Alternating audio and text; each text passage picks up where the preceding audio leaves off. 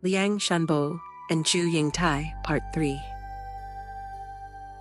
When Yingtai returned home, she was startled to find her father sitting in perfect health, calmly sipping tea. "Father, weren't you gravely ill?" she asked in confusion.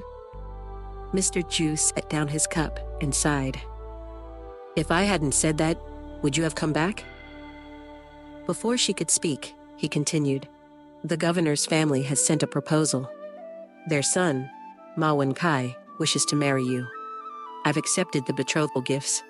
The wedding will be arranged soon." "What?" Yingtai froze. The bundle in her hand slipped to the floor. "Father, I can't. I already—" "Enough," Mr. Zhu's voice thundered. "The Ma family is powerful and respected. You'll live in comfort. The decision is made. Marry him you must. If you refuse, I'll accuse that scholar Liang of deceiving a young lady." He stormed off, leaving Yingtai in tears.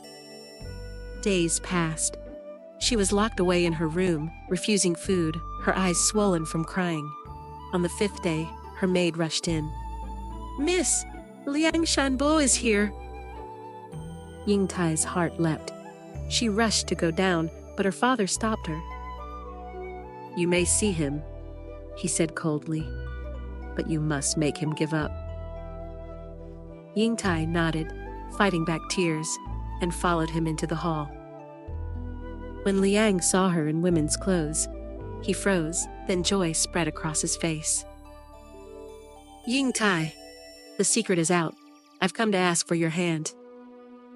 Mr. Zhu snorted and left them alone. Yingtai led Liang upstairs, tears streaming down her face. "You came too late," she said. "My father has already promised me to another." Liang stood in silence, pale as paper. Then suddenly, he grasped her hand. "I'll report them. They can't force you into this." "No."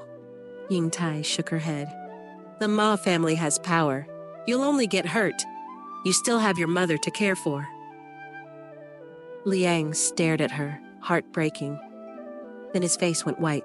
He coughed violently, and blood splattered across his robe. "Yingtai, I'm afraid I can't keep my promise." He staggered toward the door. "Goodbye. Take care."